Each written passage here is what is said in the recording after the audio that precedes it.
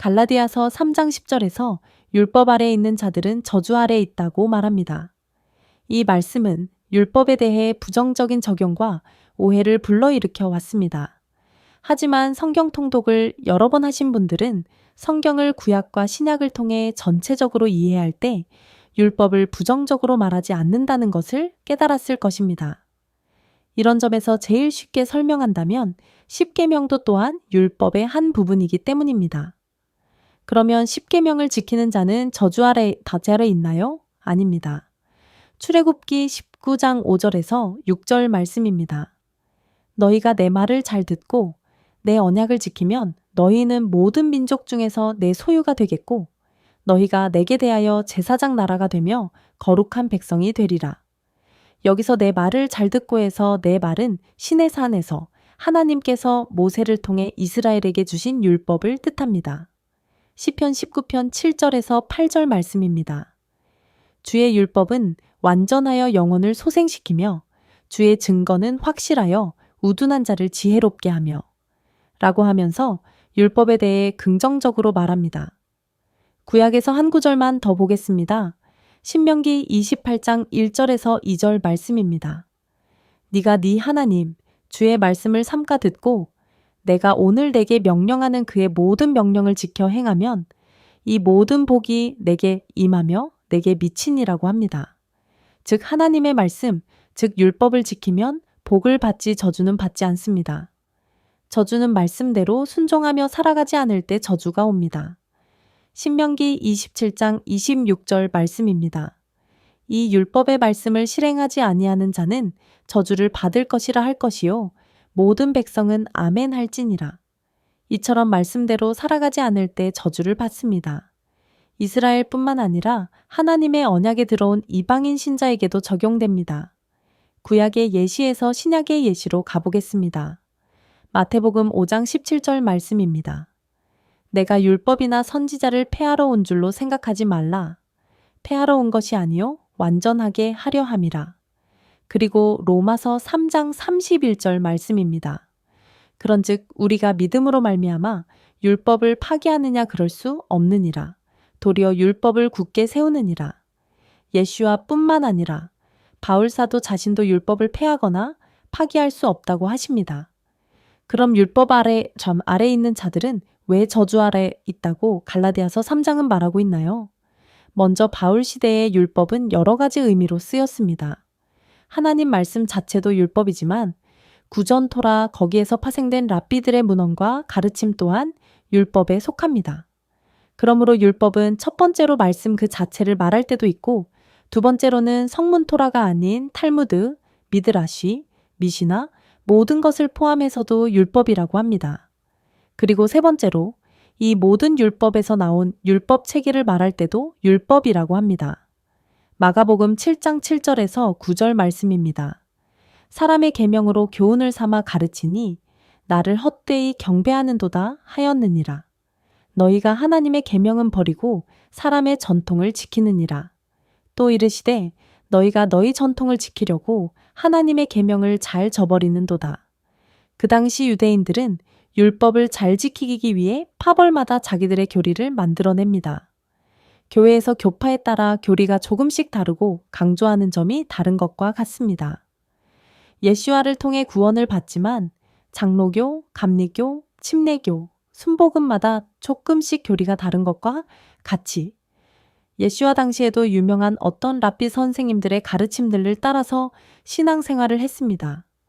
여기서 마가복음 7장에서 제자들이 장로들, 즉 랍비들이 만들어 온 전통에 따르지 않고 식사를 하는 것을 보고 바리새인들이 분노합니다.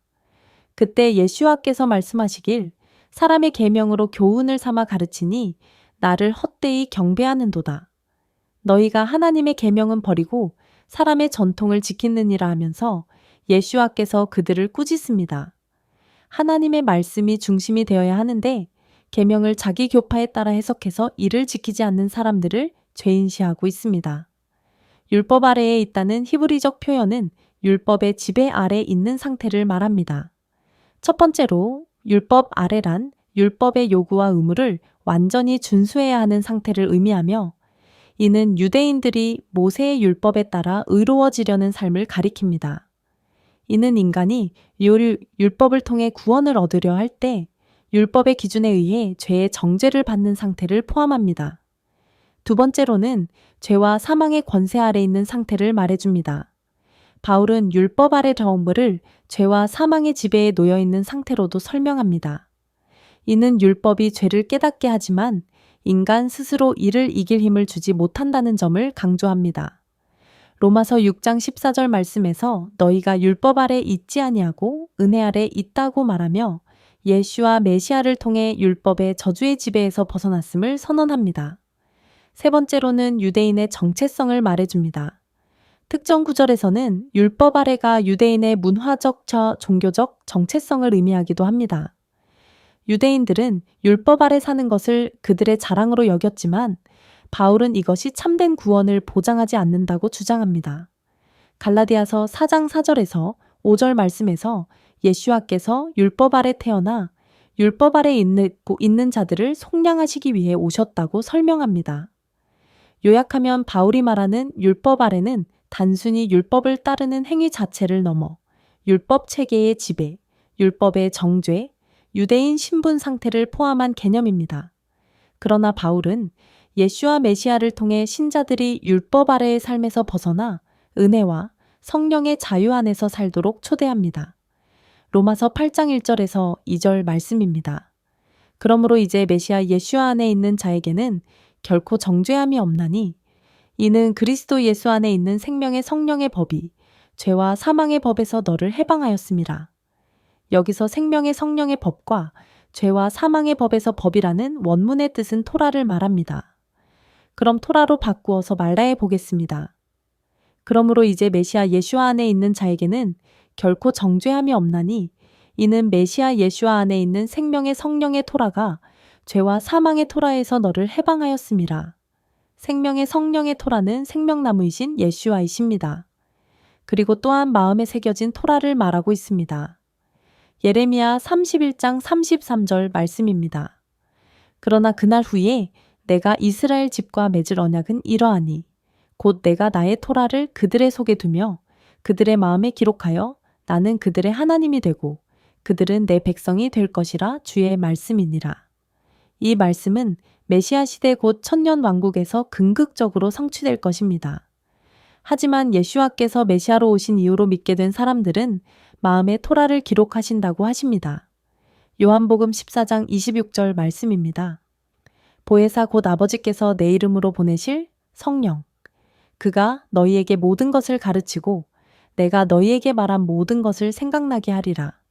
예수와께서 말씀하시는 시점에서는 신약 성경이 존재하지 않았습니다. 이 관점에서 성령께서 말씀을 가르치시고 생각나게 하신다고 하십니다. 예수와께서도 구약의 말씀을 증명하고 실현시키고 완전하게 하시려고 오신 것입니다.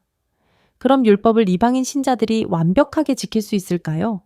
아닙니다. 율법은 우리의 죄를 드러냅니다.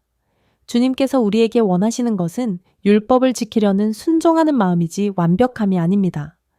이러한 관점에서 율법을 행할 때 우리의 마음은 가난해지고 겸손해지고 주의 긍휼하심을 바라보게 되며 율법을 완전히 지킬 수 없으며 구원은 주의 긍휼하심에서 온다는 것을 깨닫습니다. 이것이 주님이 우리에게 원하시는 우리가 율법을 대하는 태도입니다. 겸손하고 낮아진 마음입니다. 누가복음 18장 10절에서 14절 말씀입니다. 두 사람이 기도하러 성전에 올라가니 하나는 바리새인이요 하나는 세리라. 바리새인은 서서 따로 기도하여 이르되 하나님이여 나는 다른 사람들 곧 토색, 불의, 간음을 하는 자들과 같지 아니하고 이 세리와도 같지 아니함을 감사하나이다. 나는 일해에 2번씩 금식하고 또 소득의 11조를 드리나이다 하고 세리는 멀리 서서 감히 눈을 들어 하늘을 쳐다보지도 못하고 다만 가슴을 치며 이르되 하나님이여 불쌍히 여기소서 나는 죄인이로소이다 하였느니라. 내가 너희에게 이르노니 이에 저 바리새인이 아니고 이 사람이 의롭다 하심을 받고 그의 집으로 내려갔느니라. 무릇 자기를 높이는 자는 낮아지고 자기를 낮추는 자는 높아지리라 하시니라. 율법을 완벽히 지키지는 못하지만 주님께 긍휼을 바라며 낮아지는 사람을 찾습니다. 율법을 버리는 것이 아니라 순종하며 율법 안에서 주님의 긍휼하심을 찾는 것입니다. 하지만 바리새인은 율법을 다 완벽히 지킨다고 착각을 하며 자기의 의를 자랑합니다. 이것이 율법의 저주 아래에 있는 것입니다. 로마서 10장 1절에서 2절 말씀입니다. 내가 증언하노니 그들이 하나님께 열심히 있으나 올바른 지식을 따른 것이 아니니라. 하나님의 의를 모르고 자기 의를 세우려고 힘써 하나님의 의에 복종하지 아니하였느니라. 여기에서 자기의 의는 자기가 율법을 잘 지킬 수 있다고 생각하며 스스로 의롭게 될 수 있다고 착각하는 것입니다. 갈라디아서 3장 10절 말씀입니다. 무릇 율법 행위에 속한 자들은 저주 아래에 있나니 기록된 바 누구든지 율법 책에 기록된 대로 모든 일을 항상 행하지 아니하는 자는 저주 아래에 있는 자라 하였음이라. 여기에서 율법 행위는 율법 아래와 같은 뜻입니다. 하나님의 의로움은 그분의 독생자를 죄인의 죄값을 위해 주신 것입니다. 그리고 예수와께서 죄가 없으신 거룩하신 분이 죄인을 위해 죽으신 의로운 죽음이십니다. 이것을 믿음으로 받아들일 때 예수와의 의로움이 우리를 덮어주십니다. 율법은 심플하게 하나님 나라의 백성이 지켜야 할 의무입니다. 그러므로 하나님 아버지와 예수와의 의로우심 앞에 감사하여 순종하는 마음의 자세로 율법을 사랑하고 지키는 것입니다. 아버지와 아들을 사랑하기 때문에 감사하기 때문에 율법을 지키는 것이지 율법을 지킴으로 구원을 받는 것이 아닙니다. 유대인들은 율법의 완성, 즉 율법의 목표이신 예수와를 알아보지 못했습니다. 그리고 종교 지도자들은 율법을 종교적으로 지켰습니다. 똑같이 이방인 신자들도 예수와께서 율법이시란 것을 깨닫지 못하고 있습니다. 예수와께서 말씀 자체라는 뜻은 히브리적 표현으로 이분이 토라라는 것입니다. 하나님 나라를 다스리기 위한 율법을 백성들에게 주신 분이십니다. 왕이 곧 법이라는 뜻입니다. 우리가 신앙생활할 때 실수할 때도 있고 쓰러질 때도 있습니다. 하지만 주님께서는 율법에서 오는 모든 저주를 십자가에서 우리를 위해 이미 해결하셨습니다. 갈라디아서 3장 13절 말씀입니다. 메시아께서 우리를 위하여 저주를 받은 바 되사 율법의 저주에서 우리를 속량하셨으니 기록된 바 나무에 달린 자마다 저주 아래에 있는 자라 하였음이라. 주님은 우리가 감사함으로 순종함으로 율법을 행하기 원하십니다. 마태복음 11장 29절 말씀입니다. 나는 마음이 온유하고 겸손하니 나의 멍에를 메고 내게 배우라 그리하면 너희 마음이 쉼을 얻으리니. 히브리적 표현으로 멍에는 가르침의 훈련입니다. 주님께서 우리와 함께 멍에를 같이 지워주시겠다고 하십니다. 그렇기 때문에 형식적으로 율법을 지키는 것이 아니라 주님을 사랑함으로 율법을 지키는 것입니다. 야고보서 2장에도 행함이 없는 믿음은 죽은 것이라고 했습니다. 예수와는 믿는다고 하는데 그분의 법은 따르지 않는 것은 모순입니다. 로마서 2장 13절 말씀입니다. 하나님 앞에서는 율법을 듣는 자가 의인이 아니요 오직 율법을 행하는 자라야 의롭다 사하심을 얻으리니. 지옥에 갈 수밖에 없는 우리를 거룩한 피로 구원하심을 감사하며 하나님 나라의 법을 순종하며 믿음으로 나아가는 것이 의로움입니다. 구원받았기에 율법을 지키는 것이지 구원받기 위해 율법을 지키는 것이 아니기 때문입니다. 로마서 10장 4절 말씀입니다. 메시아는 모든 믿는 자에게 의를 이루기 위하여 율법의 마침이 되시니라. 로마서에서 율법의 마침이라는 표현은 원문 헬라어로 텔로스는 끝, 목적, 완성 등의 뜻을 가집니다. 이 구절의 핵심은 예수와께서 율법의 목적과 완성을 이루셨다는 신학적 의미를 전달하는 데 있습니다. 히브리적 사고에서는 마침이나 끝을 단순히 어떤 것이 끝나거나 사라지는 것으로 보지 않습니다. 대신에 완성이나 목적지의 도달함의 개념으로 이해됩니다. 따라서 율법의 마침은 율법이 더 이상 필요 없다는 의미라기보다는 율법의 본래 의도가 메시아 예수와 안에서 성취되었음을 강조하는 표현입니다. 그러므로 주님이 율법을 완성시키셔서 우리가 성령 안에서 율법을 지킬 수 있다는 표현이지 율법이 끝났다는 거나 더 이상 필요 없다는 표현이 아닙니다.